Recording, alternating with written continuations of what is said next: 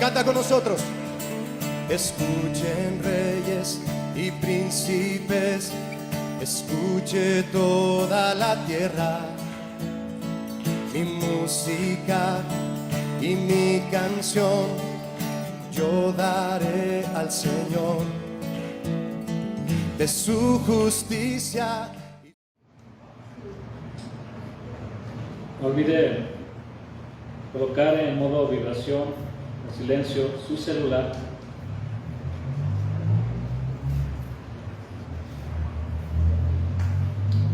¿Ya abrió su Biblia?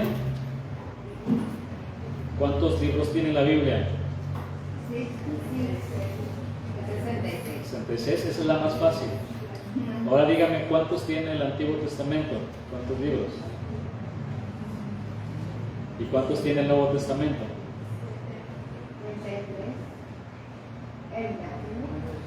Pastor, me fallaba la de 3 en primaria. Creo que 67, 65, 39 y 27. 39 más 27 son 66 libros. Mateo 5:43 dice: oísteis que fue dicho, amarás a tu prójimo y aborrecerás a tu enemigo. Pero yo os digo, amad a vuestros enemigos, bendecid a los que os maldicen, haced bien a los que os aborrecen y orad por los que os ultrajan y persiguen. Este es nuestro último tema de esta serie ¿Qué haría Jesús?, que le he titulado El camino de Jesús. El Señor dijo en Mateo 12:30 lo siguiente: el que no es conmigo, contra mí es, y el que conmigo no recoge, desparrama. Estas palabras las dijo después de que sus enemigos, los fariseos, le dijeron que él expulsaba los demonios porque él era el príncipe de los demonios. Es verdad que los principales enemigos del Señor fueron los religiosos de su época, pero cuando el Señor descendió a la tierra se encontró con un mundo hostil que estaba en su contra. Esto de inmediato lo podemos notar en el corazón malvado del rey Herodes, que quiso matar a Jesús siendo un bebé. Romanos 5:10 y Colosenses 1:21, no vaya, dice que todos éramos enemigos de Dios. Y detrás de cada situación donde el Señor vivió menosprecio, ofensas, insultos, burlas, escarnios, humillaciones y golpes de sus enemigos, se encuentra el corazón engañoso y perverso del hombre. Nuestro Señor, siendo el hombre más bueno, recto, justo y santo que caminó en esa tierra, no pudo evitar el odio y el menosprecio de los hombres. Fue sumamente ofendido. ¿Alguien ha sido sumamente ofendido aquí? ¿O se ha sentido sumamente ofendido por alguien? ¿A cuántos de ustedes los han corrido por hacer el bien de algún lugar? Al Señor Jesús, después de haber liberado a un hombre endemoniado, le rogaron que se fuera de ese lugar llamado Gadara. Le voy a leer este versículo en la Nueva Traducción Viviente, que está en Mateo 8:34. Entonces toda la ciudad salió al encuentro de Jesús, pero no para adorarlo, ni para honrarlo, ni para darle gracias por haber liberado al endemoniado gadareno. Pero le rogaron que se fuera y los dejara en paz. Es extraño, pero si usted tiene la oportunidad de leer el contexto, habla de cómo el Señor libera a este hombre, salen los demonios, se van a los cerdos, miles de cerdos, porque este hombre tenía miles de demonios, se fueron a los cerdos, y como los cerdos representaban dinero, Jesús nos está llevando a la quiebra, que se vaya de aquí. En varias ocasiones, nuestro Señor fue objeto de menosprecio y recibió insultos por los fariseos debido a que compartía la mesa con pecadores.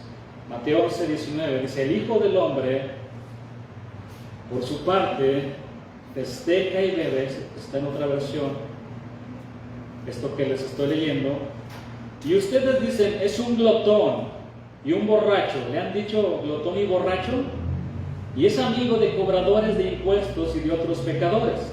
Pero la sabiduría demuestra estar en lo cierto por medio de sus resultados. Los mismos fariseos en más de una ocasión lo llamaron Beelzebú, príncipe de los demonios. Escuche con atención las ofensas y los insultos hacia el hombre más santo, justo y recto que ha existido en esta tierra. Príncipe de los demonios, Beelzebú. También se le conocía como el señor de las moscas a este dios, a este demonio. Y también se le conocía como el señor del estiércol. A alguien le han dicho Beelzebú, vean. Son fuertes estos insultos. Ellos no se medían en sus palabras hacia el Señor Jesús. Lo ofendían de una manera que cualquiera de nosotros no nos hubiéramos quedado callados. Si usted le hubieran dicho, usted es el señor de las moscas o el señor del estiércol, ¿qué hubiera dicho? De rebote temerás, ¿no? Sí. Y empezamos a defendernos ante las ofensas y los insultos. En una ocasión, los judíos le dijeron, nosotros no nacimos de prostitución, tú sí, Jesús.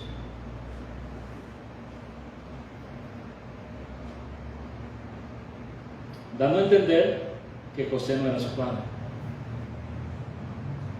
Natanael dijo, de Nazaret puede salir algo bueno.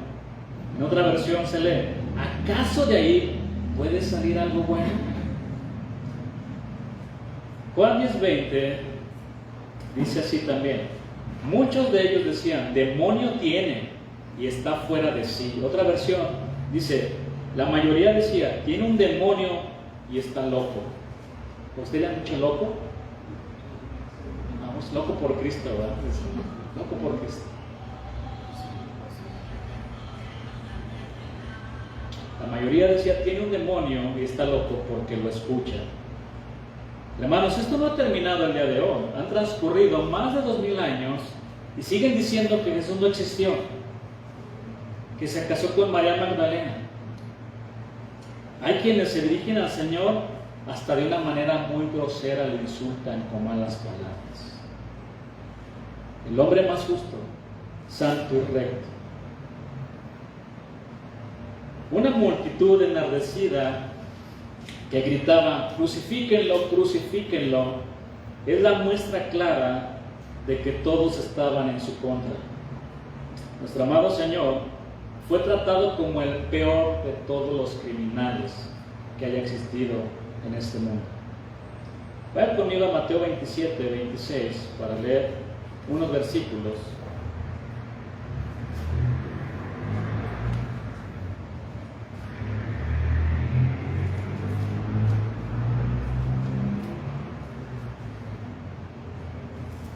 ¿Ya lo tiene?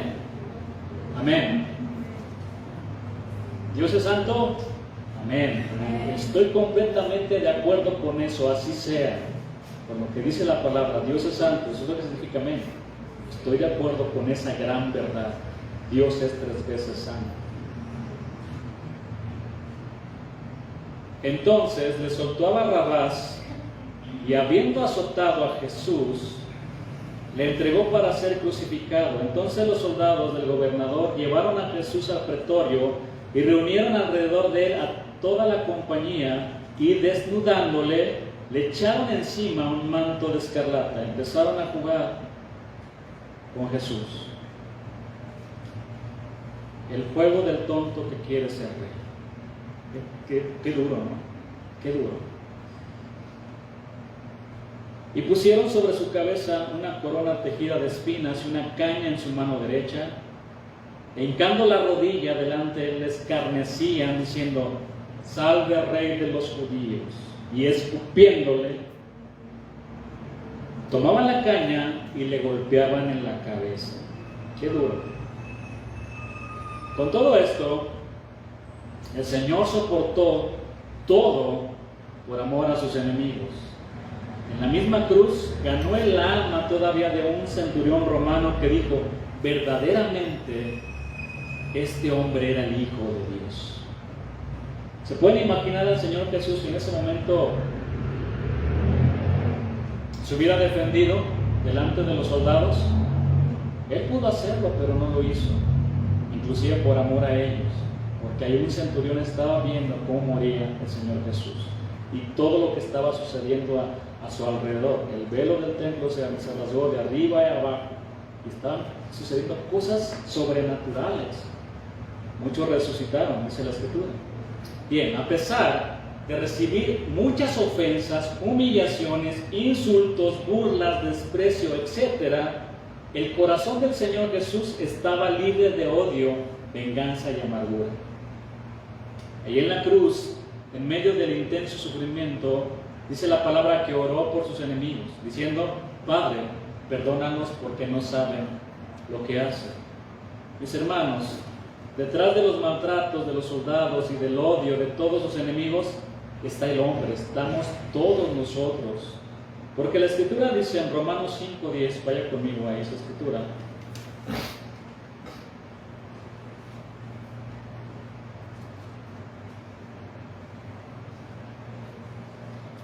Porque si siendo enemigos, fuimos reconciliados con Dios por la muerte de su Hijo, mucho más, estando reconciliados, seremos salvos por su vida. Este versículo toma más sentido, cobra más sentido si leemos los anteriores. Vaya conmigo al versículo 6. Porque Cristo, cuando aún éramos débiles, a su tiempo murió por los impíos. Miren, este versículo es muy sorprendente, porque dice que el Señor murió por los débiles, es decir, por aquellos que eran incapaces de salvarse a sí mismos. Eso es lo que significa. Pero no solo por los débiles, sino por los malvados, por los impíos. Los impíos o malvados son aquellos que voluntariamente se han alejado de Dios y quebrantado su ley. No son dignos de ser amados, porque están en un estado de rebeldía y en alejamiento de Dios. El hecho de que Dios enviara a su Hijo para que muriera por personas malvadas y que algunas o muchas se iban a negar a adorarle, pone de relieve la magnitud del amor de Dios por nosotros. Para asegurarse de que entendemos bien esta cuestión, Pablo la refuerza en el versículo 7 con una analogía. Versículo 7: ciertamente apenas morirá alguno por un justo, con todo pudiera ser que alguno osara morir por el bueno. En otra versión se lee de esta manera: en realidad no es fácil que alguien esté dispuesto a dar su vida por otra persona, aunque sea buena y honrada. Tal vez podríamos encontrar a alguien que diera su vida por alguna persona realmente buena. La clave de la interpretación de este versículo es la diferencia entre un justo y una persona buena. Sigan.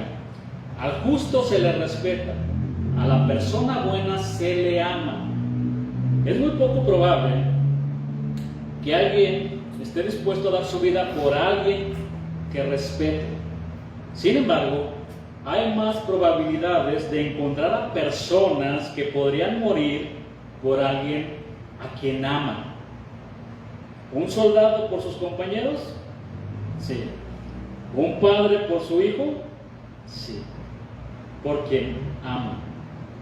El carácter impresionante del amor de Dios hacia nosotros se ve en el hecho de que Cristo murió por todos, por nosotros. Vean la magnitud del amor de Dios.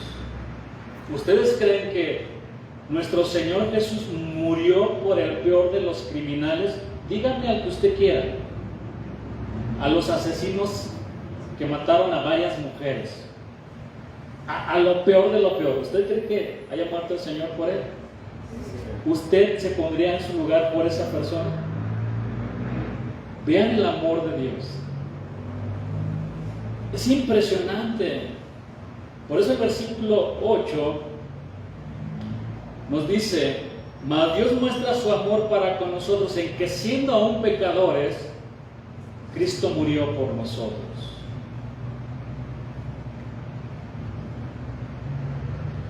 Versículo 9: pues mucho más, estando ya justificados en su sangre, por él seremos salvos de la ira. Versículo 10: porque si siendo enemigos, la palabra griega significa adversario, es decir, estar en contra. Éramos anticristos. Ay, suena duro, ¿no? ¿Sabe lo que significa anticristo? Contra Cristo y en lugar de Cristo.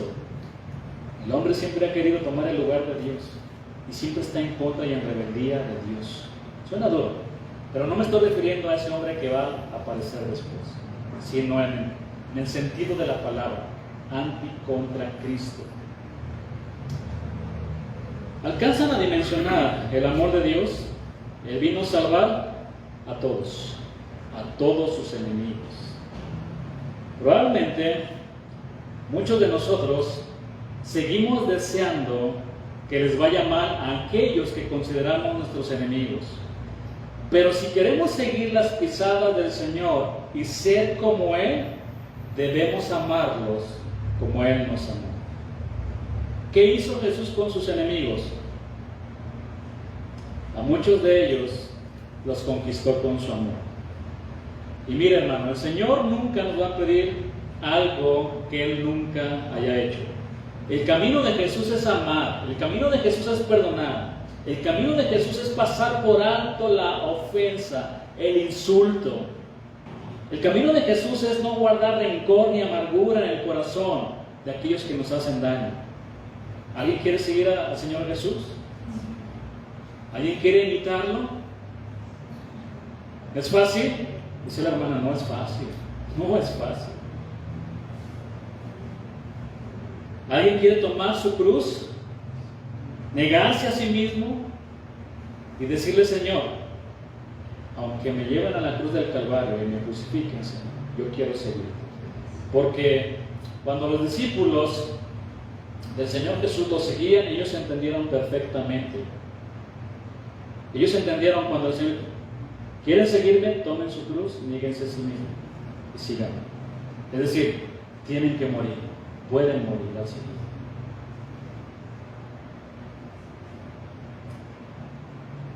Mateo 5:43: oíste que fue dicho: amarás a tu prójimo y aborrecerás a tu enemigo.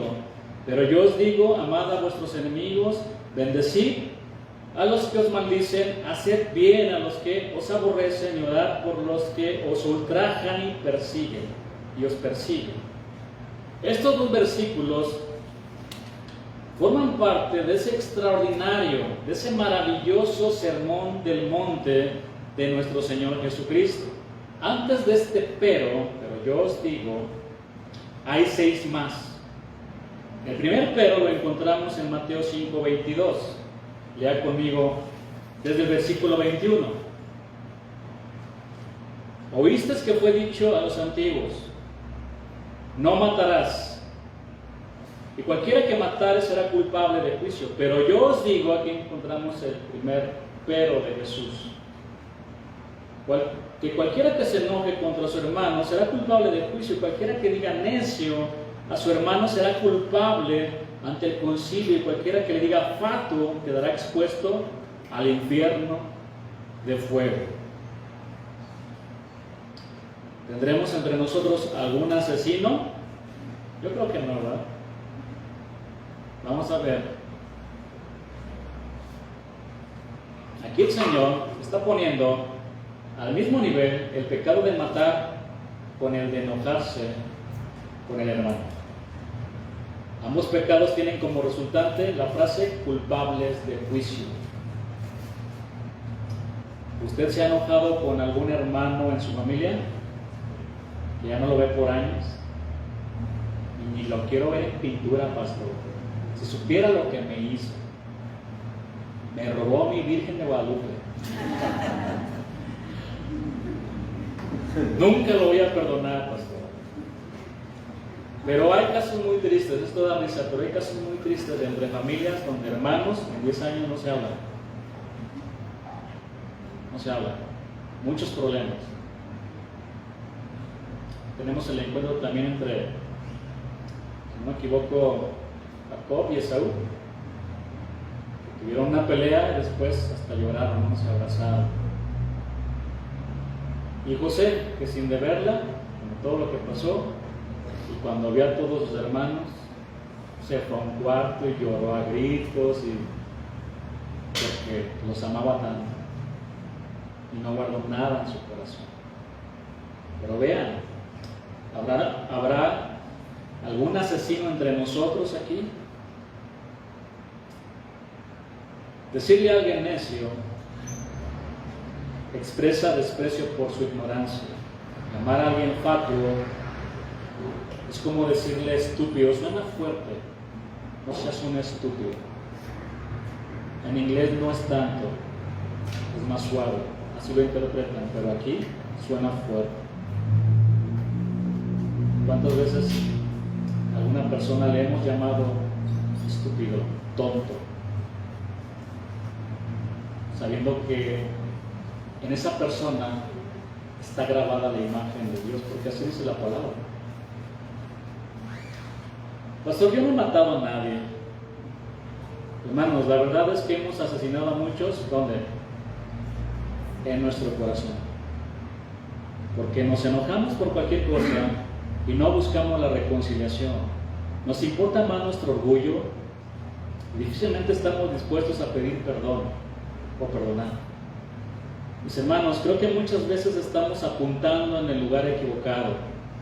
¿Qué ejército militar usted conoce que apunta hacia sus propios amigos? Ninguno. Y nosotros sí lo hacemos.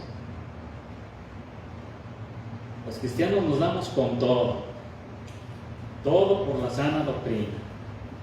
Bueno, el segundo pero lo encontramos en Mateo 5:27, que dice: oísteis que fue dicho. No pierda de vista estas palabras, son muy importantes. Oísteis que fue dicho, la frase anterior, oísteis que fue dicho a los antiguos. Son palabras del Señor Jesús, pero no las pierda de vista. Oísteis que fue dicho: no cometerás adulterio, pero, aquí tenemos otro pero del Señor. Yo os digo que cualquiera que mira a una mujer para codiciarla, ya adulteró con ella, ¿dónde? En su corazón. El Señor sigue apuntando al corazón del hombre. ¿De dónde salen? Todos los pecados, las fornicaciones, las mentiras, todo lo malo del hombre. Este pero tiene que ver con el adulterio en el corazón, que trae como resultado otro pero. Está ligado, pero apunta ¿a dónde? Al divorcio. Y sin temor a equivocarme, la primera causa de los divorcios en el mundo es ¿por qué? Por adulterio. Versículo 31, también fue dicho: cualquiera que repudie a su mujer, dele carta de divorcio. Pero, otro pero del Señor: yo os digo que el que repudia a su mujer, a no ser por causa de fornicación, esa es la excepción, hace que ella adultere, y el que se casa con la repudiada, comete adulterio. Los siguientes peros tienen que ver con los juramentos. Jesús enseñó que nuestra conversación debe de ser sincera y hablarnos con sinceridad, y que nuestro carácter debe de ser veraz. Así que no necesitamos hacer un juramento para que la gente nos crea. Por eso dicen en los siguientes versículos. Versículo 33. Además habéis oído. Recuerda esta frase. Además habéis oído que fue dicho a los antiguos: no perjurarás, sino cumplirás al Señor tus juramentos. Pero yo os digo, no juréis en ninguna manera, ni por el cielo, porque es el trono de Dios, ni por la tierra, porque es el estrado de sus pies, ni por Jerusalén, porque es la ciudad del gran rey. Ni por tu cabeza jurarás, porque no puedes hacer blanco o negro un solo cabello. Pero sea vuestro hablar sí, sí, no, no, porque lo que es más de esto de mal procede. El sexto pero tiene que ver con la venganza. Leamos el versículo 38. al versículo 42. Oíste que fue dicho, no se le olviden estas frases, ojo por ojo y diente por diente, pero yo os digo, no resistáis al que es malo, antes a cualquiera que te hiera en la mejilla derecha, quédate ahí, no te muevas, y dile que te pegue en la otra. Es difícil seguir el camino de Jesús. Y al que quiera ponerte a pleito y quitarte la túnica, déjale también la capa. No hagas nada.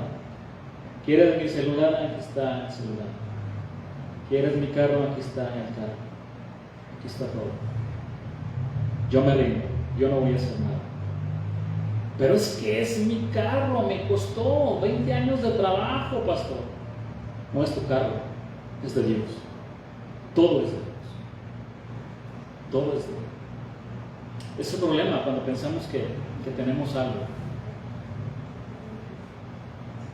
Y a cualquiera que te obligue a llevar carga por una milla, ve con él 2.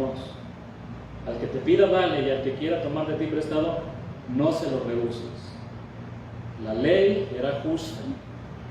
Ojo por ojo y diente por diente. Esto evitaba que las personas obligaran al ofensor a pagar más de lo que la ofensa merecía. También evitaba que la gente se vengara personalmente. Y Jesús reemplazó una ley con una actitud: estar dispuesto a sufrir daño antes de causar daño a otros. ¿Estaré dispuesto? La persona que toma venganza por sí mismo solo consigue empeorar las cosas para sí y para el ofensor. El resultado es una guerra interminable, no paz. Hemos llegado al séptimo pero. El número 7 en la Biblia representa plenitud, perfección y madurez. Y este pero tiene que ver con amar a nuestros enemigos. Y resulta muy interesante, hermano, que la séptima bienaventuranza que se encuentra en el capítulo 5 del Sermón del Señor en el Monte habla de los pacificadores, de aquellos que no promueven peleas, contiendas, promueven la paz. La paz. Oíste que fue dicho, Mateo 5:43, amarás a tu prójimo y aborrecerás a tu enemigo. Ahora, lea conmigo los siguientes versículos para ver si la ley permitía odiar a los enemigos. Por eso le dije, ponga atención en ciertas frases. Vaya conmigo a Levítico 19, versículo 16. Vamos a ver un versículo hasta el versículo 18.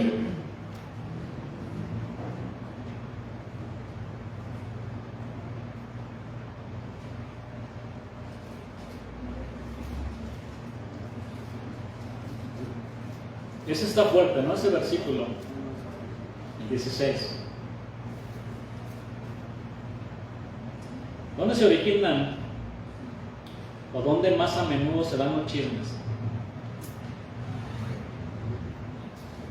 En los lavaderos. Están lavando y ahí tienen todo el tiempo de lavar ahí sus trapos. ¿Verdad? ¿Ya no hay? En los arroyos, ¿no se acuerda cuando íbamos a los arroyos a lavar?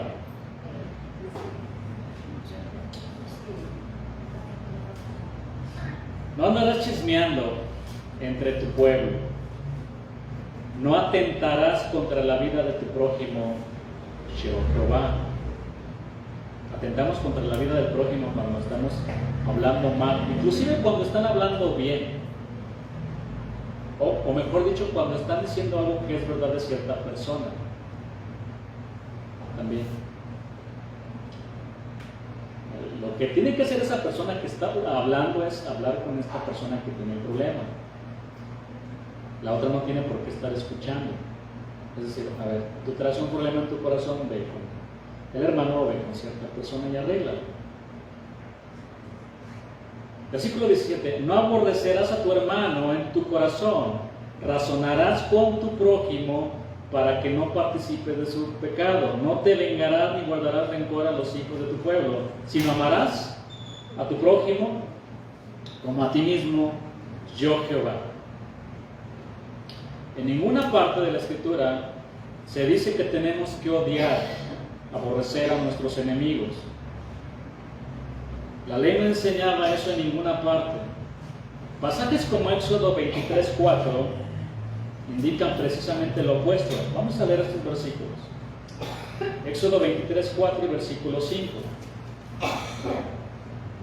Si encontrares el buey de tu enemigo o su asno extraviado, dice, vuelve. ¿Me pueden dar una botellita de agua a la hermana? ¿Está bien?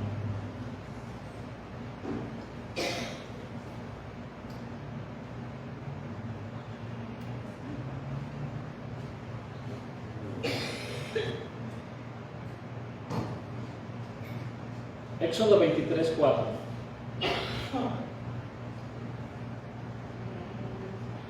Si encontrares el buey de tu enemigo o su asno extraviado, ¿qué dice el versículo?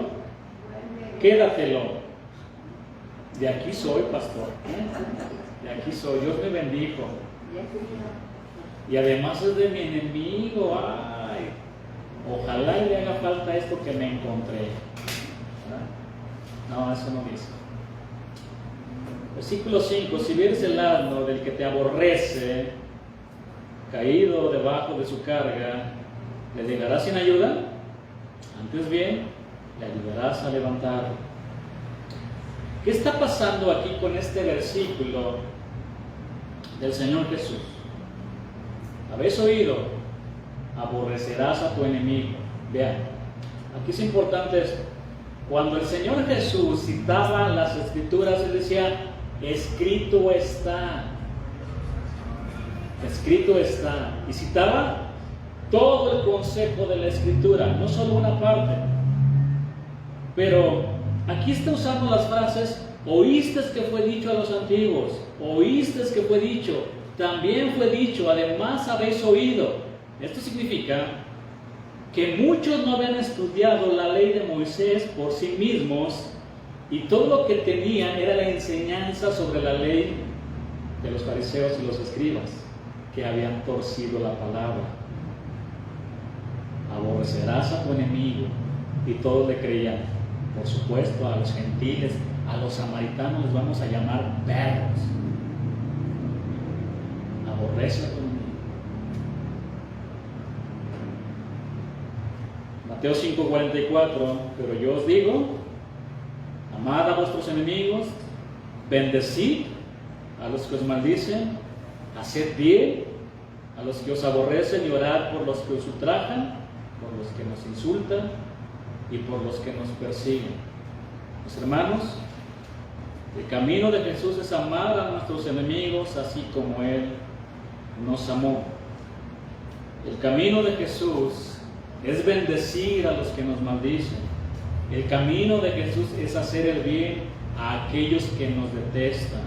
El camino de Jesús es orar por aquellos que nos insultan y nos persiguen.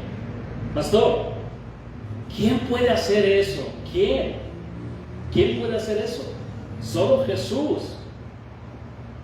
Solo Jesús puede amar de esa manera. Eso es imposible.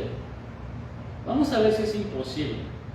Ahora vayan conmigo al libro de los Hechos de los Apóstoles para confirmar si esto es imposible para los hijos de Dios. Vayan conmigo al capítulo 7, versículo 54.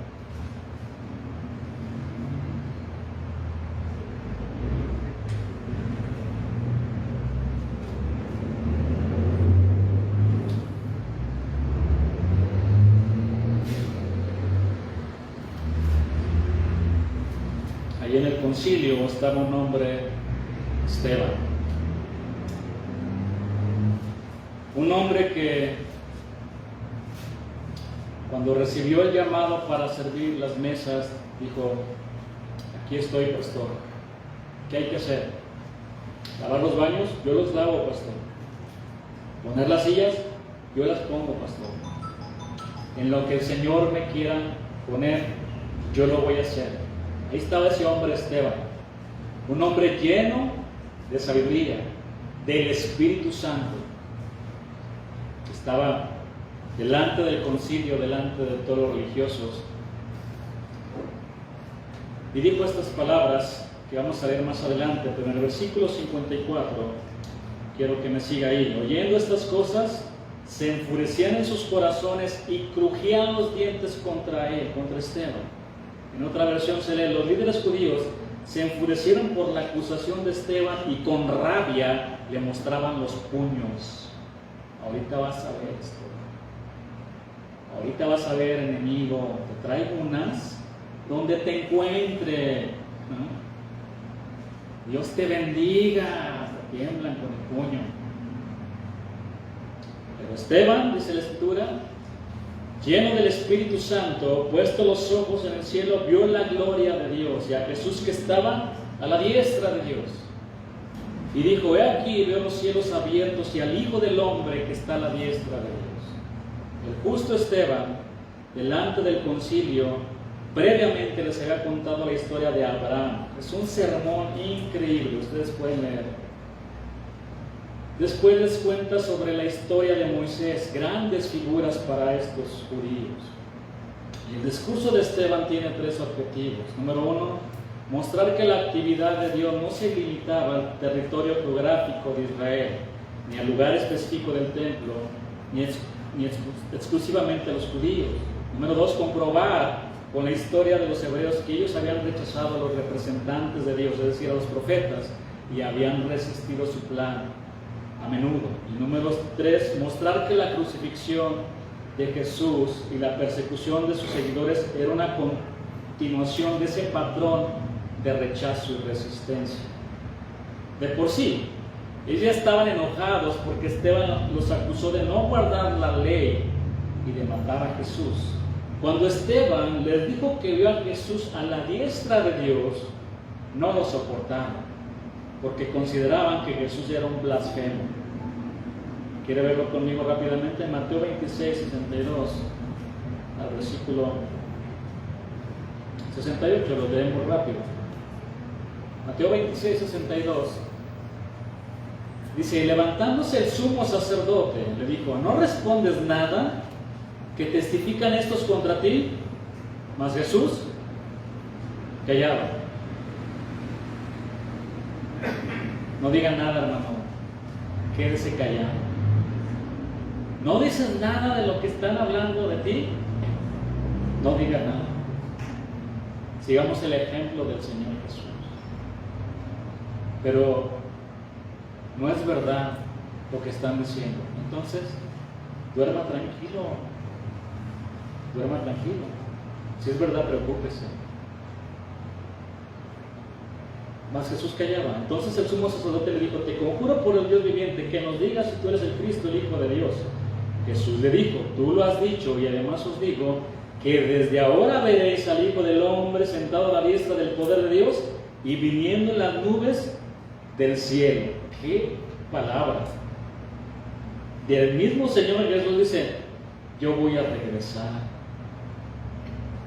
Primero me voy a los cielos, estaré con mi Dios, pero voy a regresar. Vean. Y entonces el sumo sacerdote rasgó sus vestiduras, no lo soportó, diciendo: ha blasfemado, ¿qué más necesidad tenemos de testigos? He aquí, ahora mismo habéis oído su blasfemia. ¿Y qué os parece? Respondiendo ellos le dijeron: es reo de muerte. Entonces, ¿qué hicieron con él?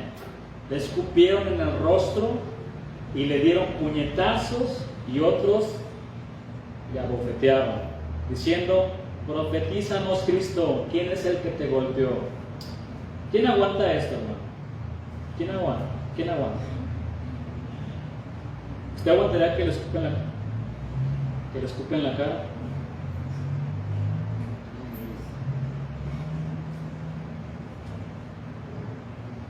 Pero síganme. Cuando Esteban les dijo, estoy viendo a mi Señor en los cielos, y está a la diestra de Dios, no lo soportaron, como estamos viendo en estos versículos, porque consideraban que Jesús era un blasfemo.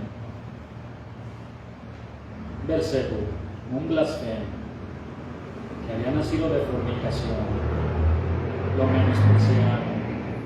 Era para que ya no siguiera. O sea, ya no siguiera. ¿Por qué dar la vida por personas tan malagradecidas, por personas que te insultan, que te tratan tan mal? Es increíble, ¿no? Es increíble. ¿Por qué? ¿Por qué seguir? Así que los religiosos se taparon los oídos y tomaron violentamente a Esteban hasta asesinarlo. Versículo 57, ahí en Hechos 7. Entonces ellos, dando grandes voces, se taparon los oídos y arremetieron a una contra él. Y echándole fuera de la ciudad, le apedrearon. Y los testigos pusieron sus ropas a los pies de un joven que se llamaba Saulo. Ahí estaba Saulo, ya presenciando la primer muerte de este mártir, el primer mártir, en este caso Esteban. ¿Cómo era esta práctica de apedrear? La forma en la Mishnah, que es un escrito judío, lo mencioné la semana pasada, establecía el procedimiento para una lapidación. Cuando el juicio terminaba, se saca al hombre condenado para ser apedreado. Cuando estaban a 10 codos, son 45 centímetros, un codo más o menos, en la medida, usted lo puede multiplicar por 10, pero cuando estaban a 10 codos del lugar del apedreamiento, los sometidos hacían una confesión. Después, como a 2 metros del lugar del apedreamiento, se desvestía el criminal. La caída al lugar de apedreamiento era 2 veces la altura de un hombre. Uno de los testigos empujaba al criminal por detrás para que cayera boca abajo. Después lo ponían boca arriba. Si moría por la caída, eso era suficiente. Si no moría, el segundo testigo tomaba la piedra y la dejaba caer sobre su corazón. Si esto causaba su muerte, era suficiente. Si no, era apedreado por toda la congregación de Israel. Eso fue lo que le pasó a Esteban. Versículo 59. Y apedreaban a Esteban mientras él invocaba y decía: Señor Jesús, recibe mi espíritu. Esteban, quien vivió a Cristo, murió de una forma semejante a la de su maestro. Mientras las piedras caían sobre él y la muerte sobrevenía, tuvo tiempo para encomendar su espíritu en las manos del Señor Jesús.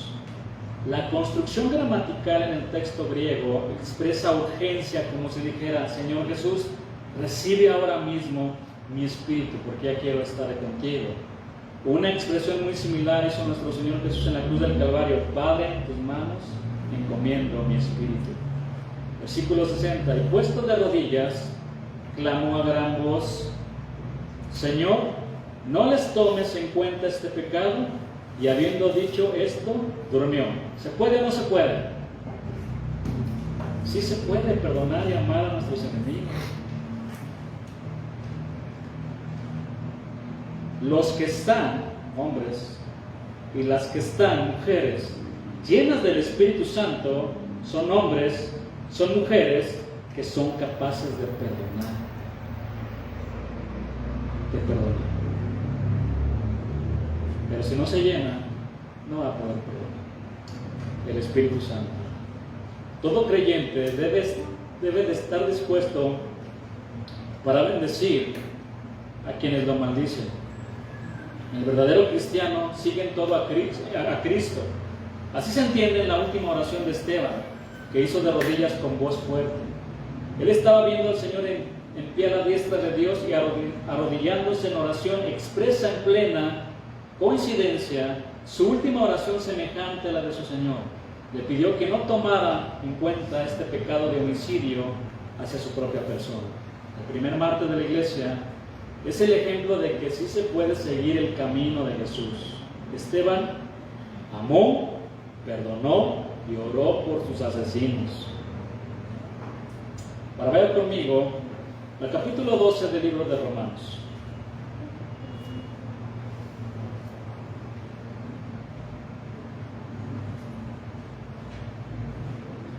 Capítulo 12, versículo 20, y versículo 21. Así que si tu enemigo tuviere hambre, ¿qué vas a hacer? ¿Qué voy a hacer? ¿Sí lo está leyendo? Y si tuviera sed, me va a llevar una coquita. Sabía.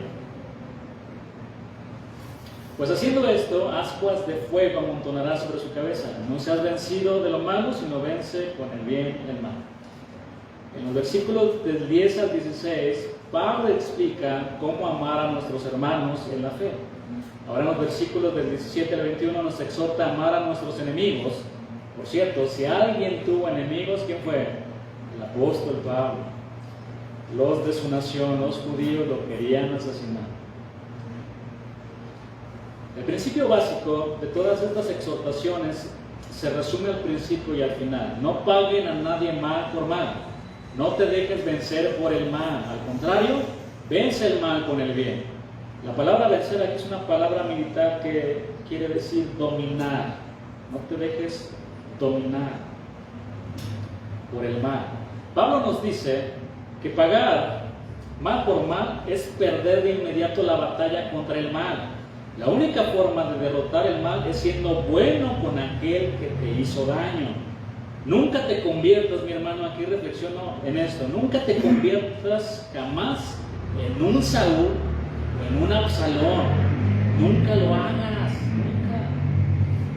Esquiva las lanzas, hazte a un lado, pero no las regreses. No lo hagas. No te conviertas en ellos. Conviértete en David, un hombre conforme al corazón de Dios. ¿Cuántas veces lo quiso asesinar Saúl? Y cuando lo tuvo cerca, no lo asesinó. Saúl, te pude haber asesinado. Mira, aquí traigo un pedazo de tu ropa, pero no lo hice, Saúl. Se te va a presentar la oportunidad de vengarte. ¿Qué vas a hacer? ¿Me vas a lanzar al corazón? No lo hagas. No te conviertas en Saúl. En otras palabras, si odias a alguien que te ha hecho mal, esa persona ya ha ganado, te ganó. La única manera de derrotar el mal es perdonando y amando a la persona. Sigamos el camino de Jesús. Él perdonó, amó, bendijo y oró por sus enemigos. Cuando seguimos el camino de Jesús hay dos resultados. En primer lugar, la propagación del mal se frena con nosotros. Su odio y orgullo no nos infectan. En segundo lugar, la propagación del mal de nuestros enemigos también se puede detener, se puede frenar. Puede hacerse él sensible o ella sensible a su pecado y nuestro amor lo puede llevar a eso, a un arrepentimiento. Pablo dice que con nuestras buenas obras y palabras amontonaremos ascuas de fuego, carbones encendidos sobre su cabeza, que es una manera de decir que es posible que se arrepienta del daño que te está haciendo. De acuerdo con una tradición egipcia, cuando alguien llevaba en su cabeza un recipiente con brasas, estaba demostrando arrepentimiento por una acción y disposición de rectificar el daño hecho.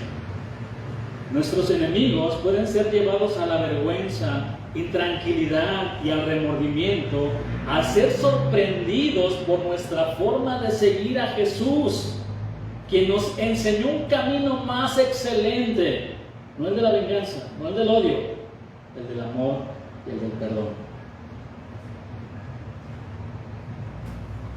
¿Qué quiere decir de esto? ¿Qué quiere decir esto de manera más práctica? Tres cosas. Número uno, no evitemos a la persona hostil.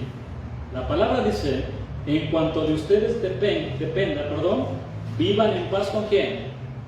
¿Con tu familia? ¿Con tus hermanos de aquí?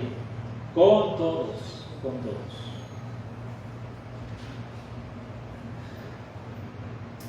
Si algo yo he aprendido en el trabajo es tener buena relación con todos. En la industria estás dando vueltas. Y puede resultar que el día de mañana, si te llegan a correr de tu trabajo, aquella persona con la que tuviste una mala relación y posiblemente lo trataste mal, puede llegar un momento en que tú vas a una planta, a un trabajo, y resulta que ese es el jefe y te va a contratar. Pero si lo trataste bien, esto será en todos lados. Tenemos que estar en paz con todos, será un ejemplo nada más. Pero cuando alguien nos hace algún daño, una respuesta común es simplemente evitar a la persona. Uno podría decir, no le estoy pagando con la misma moneda, sencillamente no quiero verlo. Pero evitar a alguien que no te agrada es pagar con la misma moneda en el corazón. Evitar a las personas no vence el mal, aunque hay casos en los que podría ser necesario. Ahorita lo explico.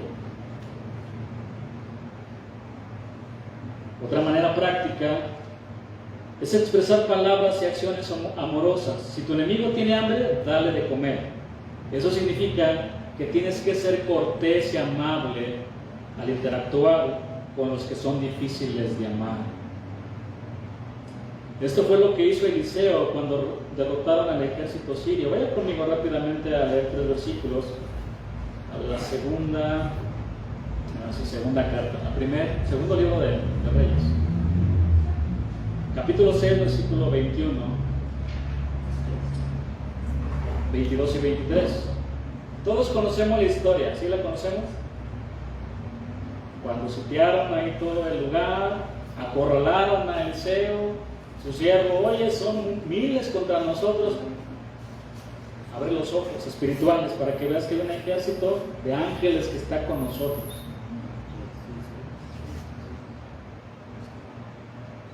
Y al final, ellos ganan la batalla. Versículo 21. Cuando el rey de Israel los hubo visto, dijo a Eliseo, ¿los mataré, padre mío? Aquí los tenemos, los podemos matar. Él le respondió, no los mates, ¿matarías tú a los que tomaste cautivos con tu espada y con tu arco? Pon delante de ellos pan y agua, para que coman y beban y vuelvan a sus señores. Entonces se les preparó una gran comida. Imagínate el impacto que puede traer, mi hermano, con aquella persona que te hizo tanto daño y que tiene una gran necesidad. Bajemos ese ejemplo para nosotros. Y tú te das cuenta de que tiene una gran necesidad y que no tienen para comer. Y vas, el Señor te dice, ve y dale de comer. Ve y ora por esa persona. ¿Recuerdan también a Ananías con Pablo? Ve y ora por Saulo de Tarso, por Pablo, porque lo he escogido para que lleve mi nombre, para que sea predicado mi nombre entre los gentiles. No, yo no quiero ir. Señor, ¿no sabes que él asesina a cristianos? Ya Dios estaba tratando de comprarlo. Ve, ora por él. Le llevó a Ananías y puso sus manos sobre Pablo. Hermano Pablo, qué increíble, ¿no?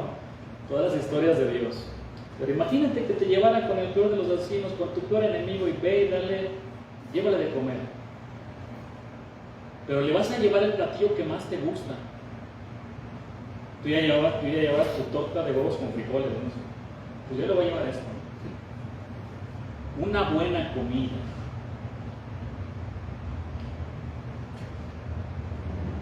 Entonces se les preparó una gran comida, y cuando habían comido y bebido, los envió, y ellos se volvieron a su señor, y nunca más vinieron bandas armadas de Siria a la tierra de Israel. Vean el impacto que causó. Guerra provoca más guerra, violencia provoca más violencia, insultos provocan más insultos. Eso no para.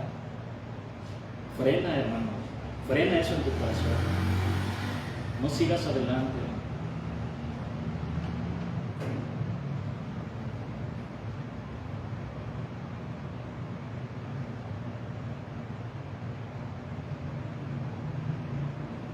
Perdonar y renunciar a cualquier forma de venganza.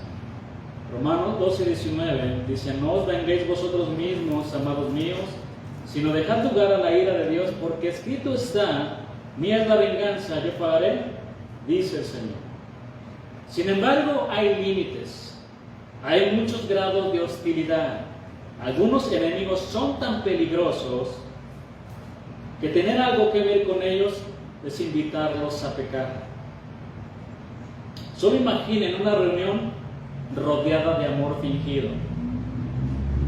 Hay límites también. Romanos 12:9 dice: el amor se hace sin fingimiento.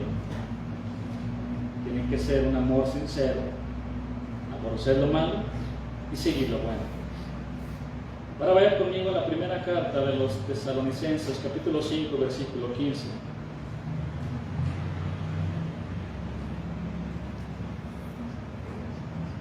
Mirad que ninguno pague a otro mal por mal.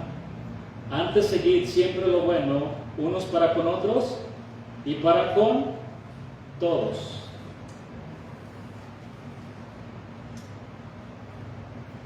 Es fácil amar y servir a las personas que nos agradan. ¿Están de acuerdo conmigo? A quienes están de acuerdo con nosotros, a quienes podemos llamar amigos. Pero esto no es amor hasta que hayamos logrado amar al que no es amable, al que nos lleva a la contraria, o que nos desea el mal, a quien nos hace la vida imposible. Amar es amar a nuestro enemigo, al que no lo merece. Eso fue lo que hizo el Señor, nos amó y demostró el perfecto ejemplo del amor. Jesús definió a nuestros enemigos como aquellos que nos maldicen y nos aborrecen y nos explotan egoístamente, puesto que el amor cristiano es un acto de la voluntad y no simplemente una emoción. Jesús tiene todo el derecho de pedirnos que amemos a nuestros enemigos. Después de todo, Él nos amó, siendo nosotros aún sus enemigos. Podemos mostrar este amor al bendecir a los que nos maldicen, haciéndoles el bien y orando por ellos. Cuando oramos por nuestros enemigos, nos resulta más fácil amarlos, porque esto elimina el veneno de nuestras actitudes. Oíste que fue dicho: amarás a tu prójimo y aborrecerás a tu enemigo. Pero yo os digo: amad a vuestros enemigos, bendecid a los que os maldicen, haced bien a los que os aborrecen y orad por los que os ultrajan y os persiguen, para que seáis hijos de vuestro Padre que está en los cielos. ¿Quieres ser hijo de Dios? Haga esto, mi hermano, para que seáis hijos de vuestro Padre que está en los cielos, que hace salir el sol sobre los malos y los buenos, y que hace llover sobre justos e injustos. Porque si amáis a los que os aman, ¿qué recompensa tendréis? ¿No hacen también lo mismo los publicanos? Y si saludáis a vuestros hermanos solamente, ¿qué hacéis de más? ¿No hacen también así los gentiles? Sed pues vosotros perfectos, como vuestro Padre que está en los cielos es perfecto. Jesús aquí nos da varias razones para seguir su camino de amor y perdón. La primera es que este amor es un rasgo de madurez, demostrando que somos hijos del Padre y que hemos dejado la niñez espiritual. Eso es de niños, hermano. Usted puede ver a dos niños que se andan peleando ahí, chiquititos ahí, por el juguete. Eso es de niño. Las peleas, las contiendas, todo eso. La segunda razón es que amar, como Él nos amó, es parecernos a Dios. ¿Cuántos quieren parecer a Dios, al Señor Jesús? El Padre da buenas cosas a los buenos y malos. El versículo 45 sugiere que nuestro amor crea un ambiente de bendición que hace más fácil ganar a nuestros enemigos y convertirlos en amigos. Y la tercera razón es que seguir el camino de Jesús es un testimonio ante otros. ¿Qué hacéis de más? Es una buena pregunta. Dios espera que vivamos en un nivel más elevado que los perdidos del mundo, quienes devuelven bien por bien y mal por mal. Como cristianos debemos devolver bien por mal como inversión de amor. La palabra perfectos, ser perfectos, en el versículo 48, no implica sin pecado, porque eso es imposible en esta vida. Sugiere cabalidad y madurez como hijos de Dios. En otras palabras, el Padre nos dice: ¿quieres ser como yo? Entonces mira a mi Hijo Jesús. Míralo. Y sigue sus pisadas, sigue su camino de amor. Este séptimo pero que estamos viendo, que tiene que ver con amar a los enemigos, es para aquellos que quieren alcanzar madurez como cristianos. Déjeme leerle algo que recibí de los pastores recientemente. Conrad Lorenz, un experto en los animales salvajes, cuenta que estuvo observando en un zoológico una lucha entre dos lobos que parecía mortal. Finalmente, el mayor y más experimentado de los contendientes prevaleció y llevó a su oponente contra la reja donde podía hacer con él lo que quisiera.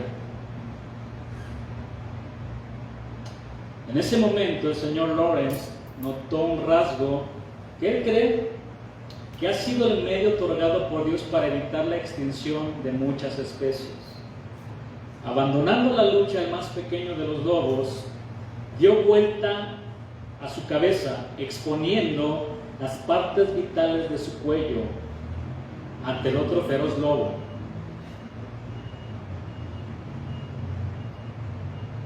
Los dos permanecieron como estatuas en esa posición por unos momentos, y entonces el vencedor dio media vuelta. Debe ser un instinto en la naturaleza de las fieras lo que impide al vencedor destruir al vencido cuando se rinde voluntariamente, declaró el señor Lawrence. Hermanos, ¿con cuál de esos lobos se identifica? ¿Con el vencedor o el vencido? Se expuso: mátame si quieres, pero yo no te voy a matar, yo no voy a seguir con esto. Isaías 53:7 dice: angustiado él y afligido, no abrió su boca. Como cordero fue llevado al matadero, y como oveja delante de sus trasquiladores, enmudeció y no abrió su boca. Otra versión dice: fue oprimido y tratado con crueldad, sin embargo no dijo ni una sola palabra. Como cordero fue llevado al matadero, y como oveja en silencio ante sus trasquiladores no abrió su boca. Finalmente, el hombre hizo lo que quiso con el Hijo de Dios.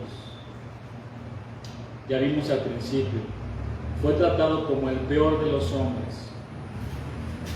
Y nuestro amado Jesús no dijo ni una sola palabra, no se defendió, se entregó como una ovejita mansa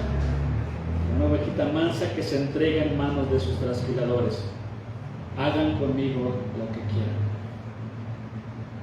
Hagan conmigo lo que quieran. ¿Qué haría Jesús en nuestro lugar? Él ya nos dejó en las Escrituras que sigamos sus pisadas. Primera de Pedro 2:21 dice: pues para esto fuisteis llamados, porque también Cristo padeció por nosotros, dejándonos ejemplo para que sigáis sus pisadas, el cual no hizo pecado, ni se halló engaño en su boca, quien cuando le maldecían no respondía con maldición, cuando padecía no amenazaba, sino encomendaba la causa al que juzga justamente. Hermano, este es el camino de Jesús. ¿Alguien quiere seguirlo? No puedo, pastor. Ahorita no puedo. Me cuesta mucho. Me cuesta mucho. Pero sí se puede. Porque la Escritura dice: de modo que si alguno está en Cristo, nueva criatura es, un nuevo corazón, un nuevo hombre, que ahora puede obedecer a Dios en todo lo que Él dijo. Amén. Vamos a darle gracias a Dios por su palabra. Levántese y dele gracias a Dios en su corazón al Señor. Reciba la palabra. Y cuando usted esté enfrentando alguna situación así, recuerde esto, recuerde. ¿Qué hizo Jesús? ¿Qué haría con esta situación?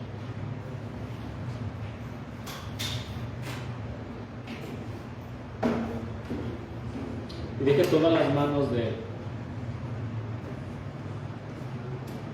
Usted puede ir con el Señor y llorar y postrarse. Señor, no es justo lo que me están haciendo. Tú lo sabes, Señor. Tú lo sabes todo. Usted puede hacerlo. Y deje todas las manos del juez justo. Y dígale, pero yo no voy a hacer nada, nada, nada. Únicamente orar por él, por ella. Orar por ellos. Porque eso es lo que nos pide el Señor. Señor, te damos gracias, te damos toda la gloria, toda la honra y la alabanza, Señor. Este es tu camino, Señor. Y todos queremos seguirte. En nuestro corazón es difícil, es muy difícil, Dios, pero sabemos que nuestras fuerzas no podemos. Por eso tenemos que ir contigo a pedir fortaleza, Dios. Quien cuando le maldecían no respondía con maldición, cuando padecía no amenazaba, sino encomendaba la causa que juzga justamente. Señor, gracias, te adoramos y te bendecimos. Nos rendimos delante de ti, Señor. Toda la gloria es para ti, toda la alabanza. Bendito Señor. Gracias por amarnos aún siendo pecadores. Gracias por amarnos aún siendo tus enemigos. Gracias por entregar tu vida por nosotros. Gracias, Señor. Gracias. Qué amor tan profundo. Qué amor tan bueno, Señor. Te damos gracias. Bendice a mis hermanos que están aquí y ayúdalos, Señor, todos los días. Te lo pedimos en el nombre de Jesús. Amén y amén. Estamos despedidos, hermanos. Yo cantaré a Jehová un cántico nuevo, cantaré al Señor eternamente. Mi corazón le bendecirá por siempre.